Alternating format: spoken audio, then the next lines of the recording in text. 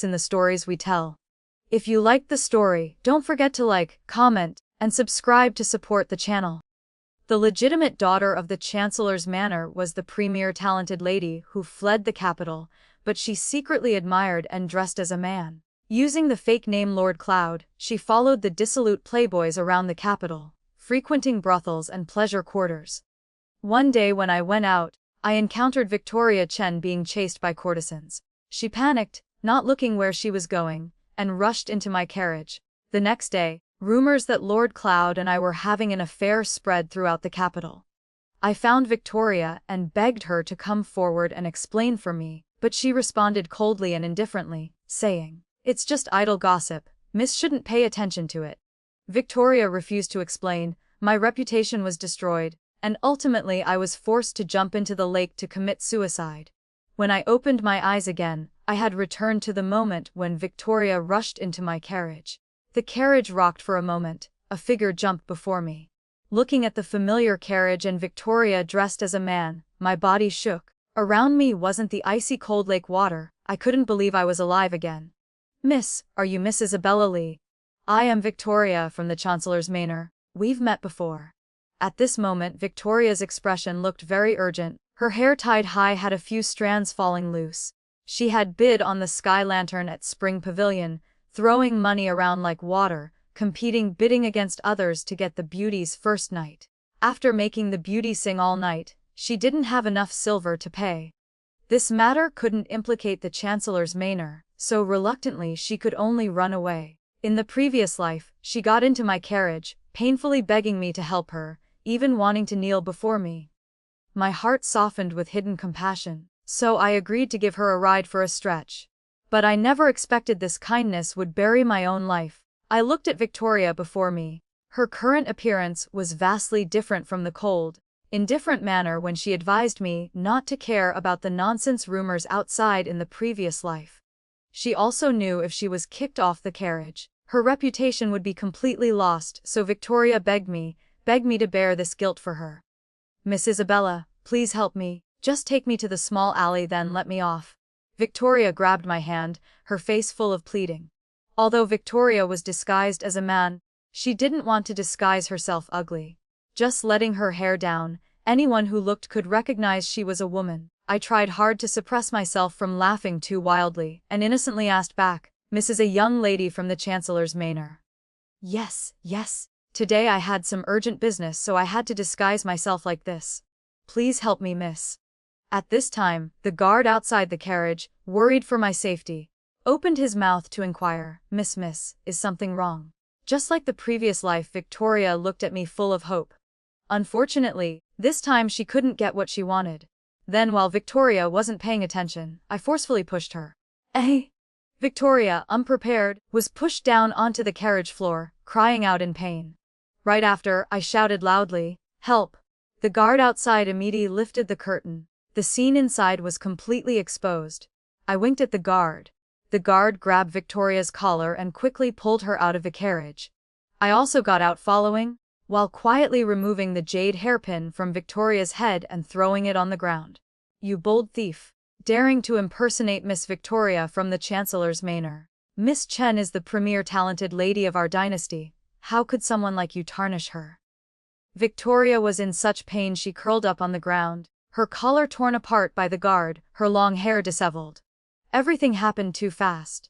The curious commoners outside gathering to watch hadn't reacted yet. Only a beauty hurriedly rushed to Victoria demanding money. Lord Cloud, you can't cheat me out of my singing fee."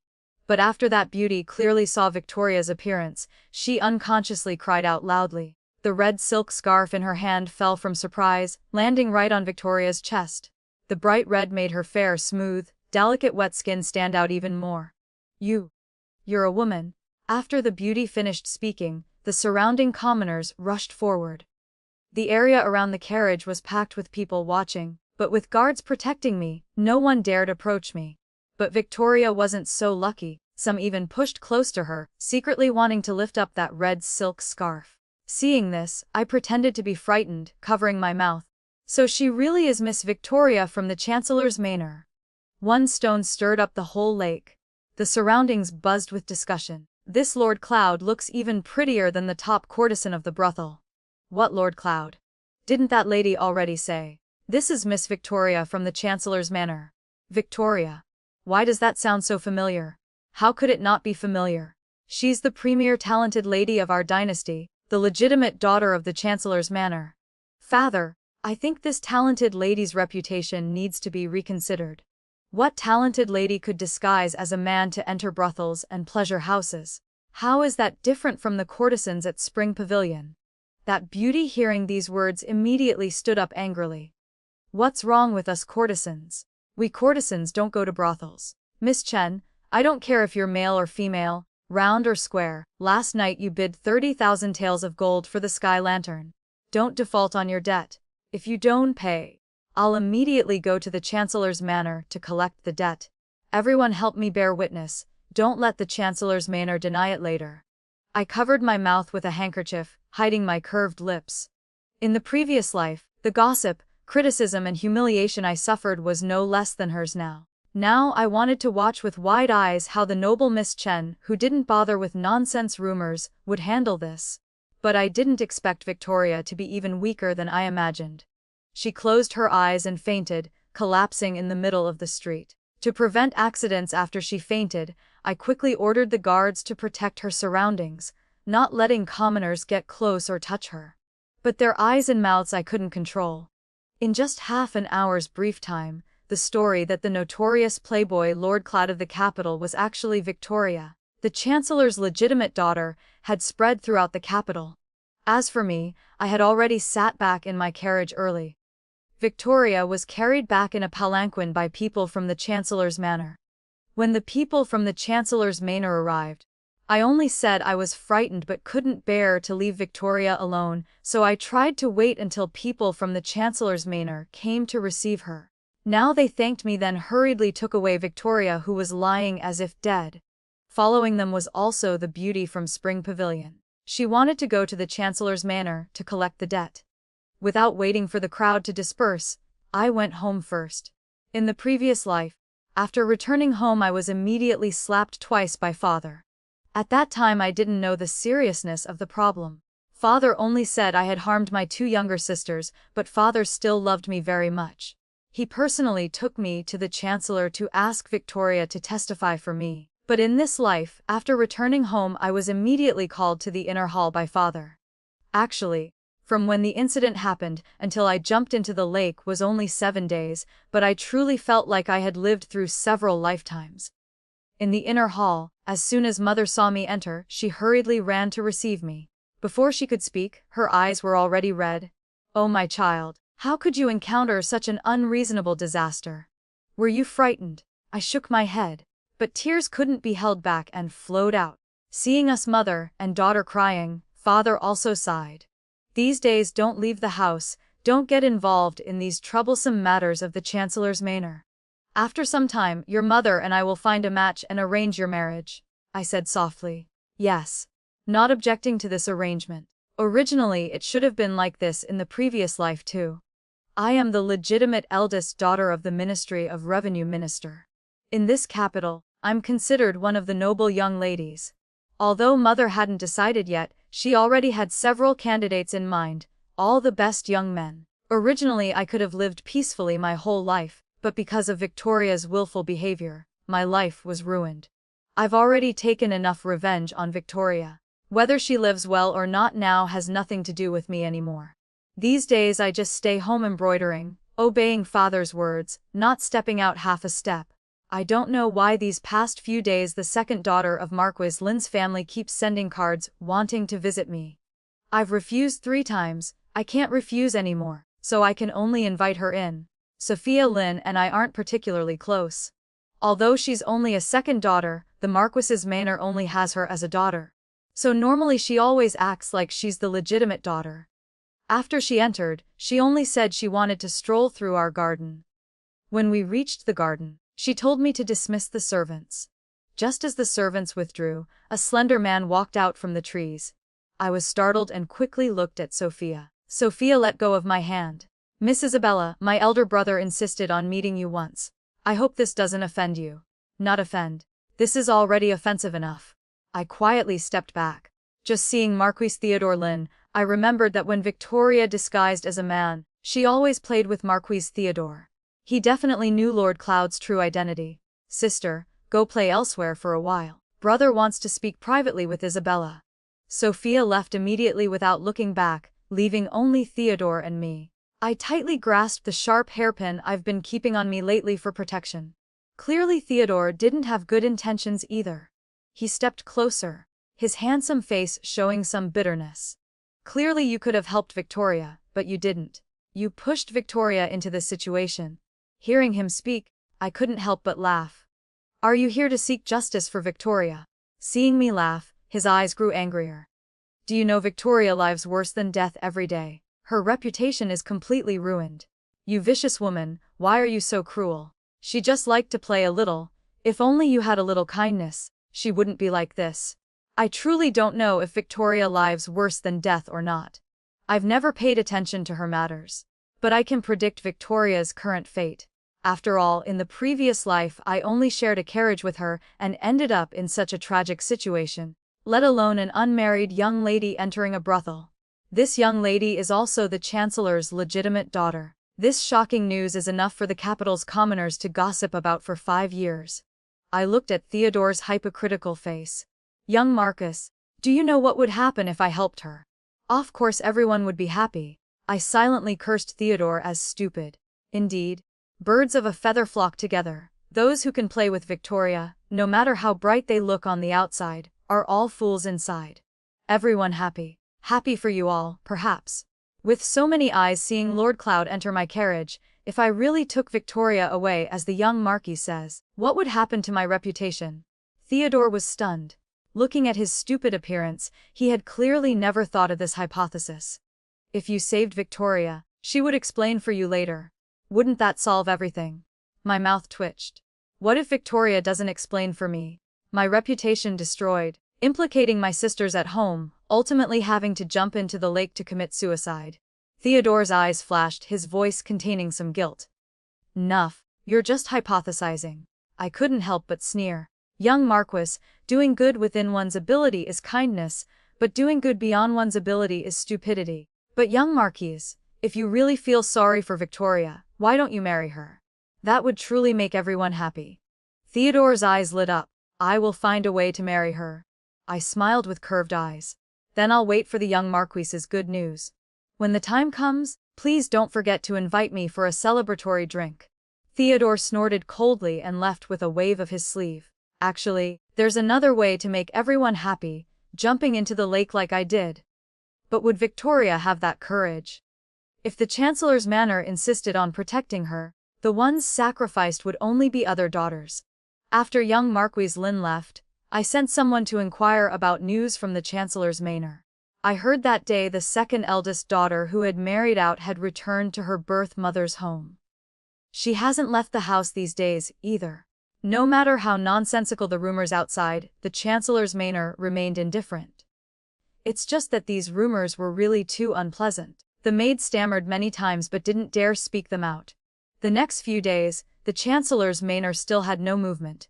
On the contrary, I heard news that the entire Marquis Lin family went to Jamnin for activities. The whole family left, naturally including young Marquis Theodore. Seems I won't be able to drink his celebratory wine after all. Just as the Marquis family left, the capital immediately buzzed with news that Victoria was engaged to Prince Ning's manor. When I heard this news, I was having tea with my elder brother and sister-in-law. I curiously asked, "Is it Prince Alexander Zhao?" Sister-in-law waved her hand. Impossible. If this was before the incident, this Miss Chen could indeed match Prince Alexander. But after what happened, not being caged and thrown in the river is already lucky. It's the legitimate second son born to the stepmother. I nodded in understanding. I've also heard some past stories about Prince Ning's manor. My sister-in-law likes to gossip. Since she married into our family, I've learned a lot about the inner chambers of the capital's officials. The stepmother of Prince Ning was once a young lady from a wealthy family. If not for those incidents, the position of princess would certainly have been hers. But unexpectedly, disaster struck and the whole family was exiled. A few years after giving birth to the prince, Princess Ning passed away. The mourning period had just ended when Prince Ning immediately married the stepmother. There are rumors that before the princess died, Prince Ning and this lady already had a relationship. Some also say the late princess's death was related to her. But no one can say clearly what the truth is. We only know that after the princess passed away, the prince was taken into the palace to be raised. Although Prince Ning's manor has declined, Prince Alexander is trusted by His Majesty, his official career extremely brilliant. That legitimate second son is much inferior to Prince Alexander. After failing the exam last year, he couldn't recover. Now he doesn't even hold an official position. Sister-in-law was asked, so the Chancellor's manor is willing to marry their legitimate daughter to him. Sister-in-law laughed dismissively. What, willing or not, this Miss Chen is now a hot potato no one wants to take. If it wasn't that Prince Ning Manor's legitimate second son has a secret illness. Cough cough, don't tell Isabella these things. Elder brother suddenly spoke up, cutting off sister-in-law. I didn't continue asking either. I thought after Victoria married, we would have no more connection. But I didn't expect things to happen so quickly. Early this morning, several carriages appeared at our door. The servants in the manor immediately became busy. I called the maid to ask several times but couldn't find out what was happening. When the sky was near dusk, Mother called me to the main hall to pay respects. An elegant and noble lady was sitting in the main hall. Mother told me to call her Madame Zhu. Madame Zhu carefully observed me, then clapped her hands continuously saying, "Good." I didn't understand anything. After seeing Madame Zhu off, Mother happily told me, "Isabella, this is the personal attendant beside the Empress Dowager. She came today on behalf of Prince Alexander to propose marriage. In a few days they'll come to exchange birth dates and betrothal gifts." At this moment I was stunned as if struck by lightning. Why Prince Alexander? Doesn't this mean I'll become Victoria's sister-in-law later? My wedding with Prince Alexander was set for 3 months later. Victoria would marry into the prince's manor half a month after me. Although the wedding was approaching, I still felt it hard to believe. In this capital, there were countless noble daughters who admired Prince Alexander. Whether comparing family background or beauty, it shouldn't have been my turn, especially since I'd only met Prince Alexander once at a palace banquet and had no personal relationship. This doubt always followed me as I married into Prince Ning's manor. The wedding day was truly lively. My maid even secretly went to the front courtyard to peek at the groom. "Miss, our young master is truly handsome and refined. His appearance even surpasses our eldest young master by a level." Hearing the maid speak like this, Prince Alexander's appearance from that palace banquet appeared in my mind. When he was still a youth, he had already entered the military camp, tempered in the army, so he had a killing aura that frightened people. It was my first time Mother took me to attend a palace banquet. My heart was so nervous I didn't dare look around. After sitting down, I accidentally glanced toward the men's seating area. It was really because Prince Alexander was too dazzling. When he stood among the crowd, I couldn't see anyone else. I was frightened by his aura. Only when Mother called me did I come back to my senses. Our Isabella is truly fortunate to find such a good marriage. Indeed, Prince Alexander isn't like other noble descendants. He truly has military achievements. I looked at myself in the bronze mirror, my heart mixed with sadness and joy. In the previous life, forced to jump into the lake to commit suicide, I never felt I was fortunate. But in this life, though the storms have passed and I got a good marriage, my future life is still tied to Victoria. I don't know if it's truly fortunate or not. In the bridal chamber, I sat alone waiting for Alexander. But before long, my vision began to become blurry.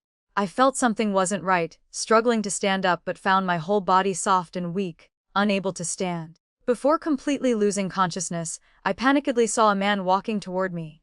When I woke up, it was already dawn. Looking at the familiar bridal chamber, I breathed a sigh of relief.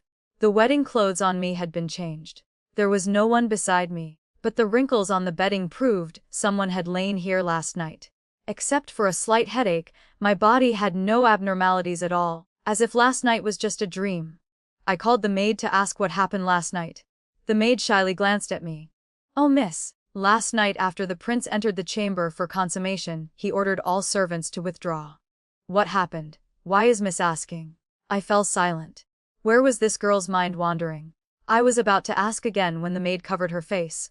Miss, don't ask any more. I guarantee last night all of us hid very far away, absolutely didn't hear any sounds. Although I was unconscious last night, I can confirm that the prince and I didn't do anything. Looking at my maid's appearance, I couldn't help but be confused. I carefully probed, was it very loud last night? Living for so many years, this was the first time I was given a sideways glance by my own maid. But from her reaction, I knew the sounds last night were truly very loud. These sounds absolutely weren't from me. Could it be that on the wedding night, the prince was with someone else? While I was lost in thought, the door opened. A cold wind blew in, making me involuntarily shrink into the blanket. The maid tactfully withdrew, leaving only me facing Prince Alexander. I lowered my head awkwardly, scratching my fingers. If last night's consummation had been normal, that would be fine. But last night I somehow suddenly fell unconscious. Now we're still strangers but already married. There was still coldness on him from the wind and snow. Before he even approached, I already felt cold. It's time to serve tea and pay respects to father and mother, he said.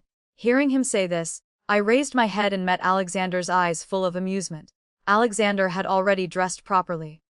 A black brocade robe made him look extraordinarily noble, different from the cold, killing aura I saw before. Today he looked very gentle and warm, giving me the feeling of a warm, refined gentleman like jade. His eyes glanced down once then quickly turned elsewhere. He awkwardly coughed twice. Have the maid change your clothes. After saying that, he turned and left. My eyes also looked down. As soon as I saw, my face immediately flushed red. I didn't know when the buttons of my nightgown had come loose, revealing the deep red mandarin duck undergarment inside. Even after finishing my makeup, my face was still flushed. Alexander and I went together to the mother-in-law's residence. On the way, I couldn't help but ask Alexander about last night. He calmly said, last night it was second brother and his fiancée next door. Oh, so that's it. Wait, who did he say? Second brother and his fiancée. Isn't that Marcus Zhao and Victoria? Hearing this news, I was shocked speechless. Although they were engaged, they weren't married yet. How could they do such a thing? Then I quickly realized something was wrong. No matter how impatient they were, they couldn't do that next to our bridal chamber. Moreover, what about me fainting? Could it be? Seeing me deep in thought, Alexander held my hand. Madam, be careful of your steps. After serving tea, I'll explain to you. After hearing Alexander say this, I stopped my wandering thoughts. Everyone in the capital knows the relationship between the prince and the king is very poor. Alexander taking me to serve tea was just following protocol. I didn't see any respect from him toward his father and stepmother. What was quite unexpected was that this stepmother-in-law was very different from what I imagined. I thought someone who could make the king remember for so many years must be a beauty with devastating looks. But seeing her today, I realized her appearance was very ordinary, even comparable to the hard-working nannies in our house. The parents-in-law didn't deliberately make things difficult, just said 2 sentences according to protocol, then let us leave. On the way back, I was wholeheartedly wanting to know what happened last night, so I held Alexander's hand walking as if flying. From start to finish, I didn't notice Alexander's curved smile. After returning to the bedroom and dismissing all the servants, Alexander lazily leaned against the bed. I anxiously pulled a chair to sit in front of him. Only then did he leisurely speak. Last night this room was drugged with sleeping incense. I frowned. Indeed, just as I thought. Seeing me like this, Alexander asked, you know who did it? I answered firmly, it must be Victoria. Alexander stood up and suddenly reached out to pinch my face. My little lady is truly clever. I froze. This action was really too intimate. Alexander noticed I was frightened and laughed, patting my head. It was she drugged us. While there were no servants outside, she led Marcus who was also drugged here. After hearing these words, my palms were already covered in cold sweat. Both being women without ability, Victoria didn't know that if her plan had succeeded, what would my fate be? A married daughter. Even if the minister's manor wanted to protect me, there would be no way. My fate would only be death. Moreover, I would forever bear the reputation of being promiscuous. Don't be afraid, it's all right now. Seeing my pale face, Alexander gently comforted me. Alexander didn't know I wasn't just afraid but also hateful. In the previous life, she harmed me to death. Reborn in this life, I only protected myself and hadn't taken revenge, but she was plotting to harm me again. How could she be so vicious? Victoria didn't want to marry Marcus. I don't know who thought of the bride swapping method for her. She had already, with Marcus, then also drugged me, thinking that after the rice was cooked, she and I could only close our eyes and accept it. I raised my head to look at him. So what happened in the end? Alexander's expression became somewhat unnatural. Of course, in the end everything was resolved properly. Consider it as second brother and sister-in-law consummating early. I interrupted him. You were drugged. How did you resolve it in the end? Alexander was stared at by me, his ears reddening, temporarily not knowing what to say. After a long time, he helplessly sighed. Madam, yesterday you slept like a little pig. What do you think I could do? Not long after, I regretted why I asked this question. In the end, I had to resolve yesterday's drug. During the day, my fair skin flushed red like shrimp. Waves of heat came. This time I was really worried whether the maids had gone far away or not. This careless matter of Victoria and Marcus wasn't spread outside. According to Alexander, before dawn he had already called people to send Victoria back to the Chancellor's manor. To preserve his daughter's reputation. Of course the Chancellor's manor wouldn't make noise. As for Marcus, when he was carried back he still wasn't conscious. I don't know if he knew the person who spent the spring night with him was his own fiancée. Except for showing my face that day, Alexander seemed to truly know, so he kept pulling me to stay in the room without going out. I don't know why, but I kept feeling there was joy of recovering something lost in Alexander's eyes. Half a month later was Marcus's wedding. We couldn't not leave the house. Alexander and I didn't go to receive the bride but waited at home. But the auspicious hour had arrived, yet the bride-receiving procession was still slow to arrive. A page boy hurriedly came to report. I don't know what he said that made the king's face immediately darken. Alexander, seeing his father like this, curved his lips in a smile. Seems our sister-in-law has quite a few surprises for us. I glared at him. After living with Alexander these past days I've seen clearly his temperament. What cold-faced general who doesn't approach women? Those rumors were all wrong. Alexander likes to talk and laugh and also likes women. The bride-receiving procession was about half an hour late returning to the prince's manor. I don't know what happened, but Marcus's face was dark as ink, his wedding robe collar not properly arranged. Victoria was supported in by the wedding attendant, her steps staggering, occasionally hearing sobbing sounds from under the veil. The faces of the parents-in-law and groom didn't look like they were having a wedding celebration. On the contrary, it looked more like a funeral.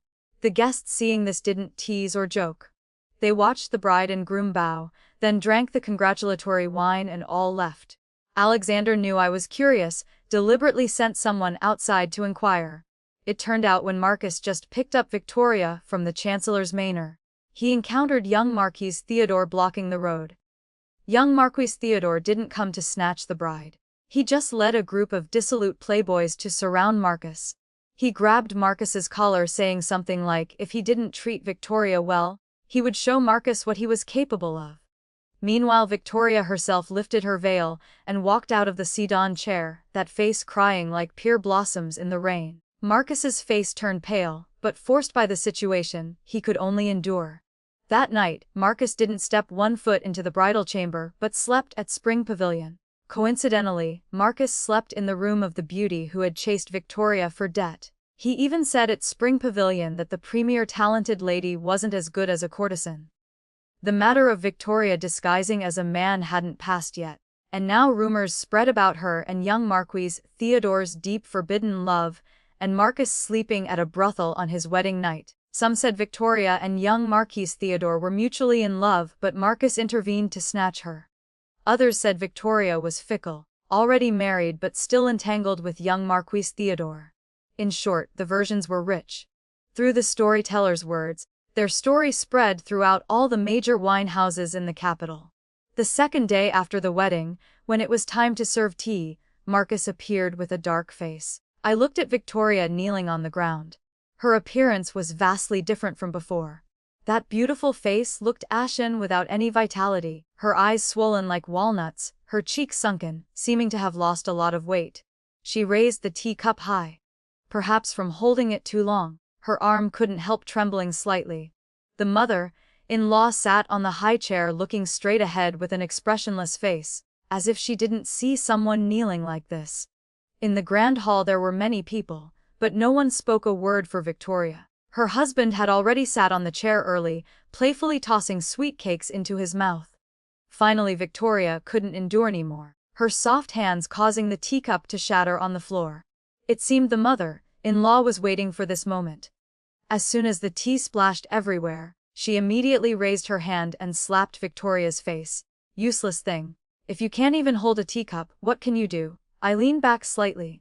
Indeed, this stepmother-in-law's methods were truly skillful. Victoria was knocked to the ground, covering her face looking at the mother-in-law in disbelief. I am from the Chancellor's manor. Before she finished speaking, the mother-in-law pulled her up and slapped her other cheek. Talking back when mother-in-law speaks. Is this how the Chancellor's manor teaches daughters? Being slapped twice in succession, Victoria was beaten senseless. At the Chancellor's manor, she was a young lady living in luxury. Outside she had a group of friends supporting her, pampered in the palm of hands. From childhood to adulthood, she never suffered any hardship. Today she received 2 slaps, but the mother-in-law had no intention of letting her go like this. She took a handkerchief and meticulously wiped each finger, as if she had touched something very dirty. Guards, take this ignorant daughter-in-law down and teach her the rules of the manor. Only then did Victoria react, crying and shouting while struggling. I am the Chancellor's legitimate daughter. How dare you treat me like this? I will definitely tell my father. Butler Lee. Go to the Chancellor's manor immediately and tell Madam Chancellor that the second lady has caught a cold and can't return to her maiden home the day after tomorrow. Once married into the prince's manor, don't think about the Chancellor's manor anymore. One sentence made Victoria's face turn ashen like dead ashes. 2 rough servant women escorted Victoria out to kneel in the courtyard, still holding the teacup high. If she couldn't persist and broke the teacup, servants would immediately bring a new teacup. After dealing with Victoria, the mother-in-law immediately changed her expression, turning to look at Alexander and me with a kind and warm smile on her face. Isabella, I've made you witness a joke. You 2 finish breakfast then go back. I didn't speak, Alexander replied. The Empress Dowager said for me to bring my wife into the palace to meet her. It's not convenient to stay for a meal. Hearing this, the mother-in-law said, then hurry back, don't be late for entering the palace. On the way back, I tugged Alexander's sleeve. Mother-in-law's methods are really cruel. Alexander pinched my face. No mother can tolerate a daughter-in-law who isn't faithful to her son. I laughed softly. So mother-in-law also knows Victoria wanted to climb into your bed. Victoria harmed me like this. Logically, she and I should fight endlessly. But watching today's scene, I changed my mind. In this prince's manor, as long as she's alive, she'll definitely receive much torture. This is only the first day. Life afterward will be much more difficult. The husband looks down on her. The mother-in-law's methods are cruel. The father-in-law likes to stay aloof. Plus there's the happy sister-in-law as contrast. After returning to the room to change clothes, Alexander and I entered the palace together. Along the way, Alexander told me many stories. He said his mother, Princess Ning, was the Empress Dowager's grandniece. The Empress Dowager's maternal family wasn't very prosperous. That generation only had 1 granddaughter, but his mother's health wasn't good. Not long after giving birth to him, she passed away. Seeing my curious eyes, Alexander's curious eyes, he said, I also suspected she had a hand in my mother's death. When my mother passed away that year, the Empress Dowager sent people to investigate. After I grew up, I also investigated thoroughly. It truly wasn't her. Although her methods are quite cruel, she hasn't made a move against me these years. I gently patted his hand. If your mother could see you now, she would be happy for you. Alexander smiled brightly. The Empress Dowager pitied me, took me into the palace to raise and educate me. But I always felt the atmosphere in the imperial palace was so suffocating that one couldn't breathe. Later, when I joined the army and witnessed the vast world, there weren't many rules or constraints. Alexander's eyes shone brightly. Isabella, would you be willing to leave the capital with me? I was stunned, my heart excited but unable to answer. Without any hesitation I said, I'm willing to follow you. Alexander's words were completely beyond my expectations. In my previous life, I was bound to death by the rules of the capital. If I could choose, of course I would want to leave the capital far behind. Moreover, he's a military general who will inevitably go on campaigns later. After he leaves for campaigns, I'll be alone at home. I once thought if I were from a military family, able to follow him on campaigns, that would be good. But the battlefield isn't a joke. How could Alexander take me along? I didn't expect he thought the same as me, desiring to leave this place of intrigue. Entering the palace, Alexander went alone to meet the Empress Dowager. He grew up beside the Empress Dowager. Surely she wouldn't bear to let him leave the capital. I could vaguely hear scolding from inside. He must be getting a lecture. I didn't know what path he would choose, but I knew after leaving the capital, his brilliant future would be no more. Finally, the Empress Dowager agreed to let us leave the capital. In half a month, we would follow the army to guard the frontier. I was surprised. Why the frontier?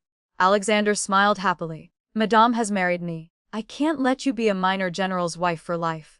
After going to the frontier for over 10 years, after my father dies, we'll go to Prince Ning's fiefdom. I immediately covered his mouth. Such treasonous words you can still say. Alexander gently kissed my palm, his eyes full of affection. Madam, your general will give you a free and carefree life as you wish. The half-month before leaving the capital, I was so busy my feet barely touched the ground. I had to go home to bid farewell to parents and relatives, then had to arrange and purchase necessary items. Alexander wasn't idle either. Today Alexander had to go out for business while I stayed in the manor packing belongings. It was nearly dark, but Alexander still hadn't returned to the manor. The parents-in-law had also gone to a banquet and hadn't returned. I don't know why I suddenly wanted to go out for a bit. Just as I left the courtyard, I happened to encounter Victoria in black night clothes. She walked with a limp. Beside her was a man also dressed in black supporting her. After Victoria married into the prince's manor, the mother-in-law had her taught rules every day. Her legs must have been deformed from kneeling. Our eyes met, the atmosphere instantly filled with awkwardness. But immediately after, Victoria exploded. Kill her for me. The man beside her couldn't help but be shocked, turning to look at me. Seeing his face, I couldn't help but laugh softly. Who did I think it was? It's young Marquis Theodore. I teasingly said. Sister, are you trying to elope with your lover?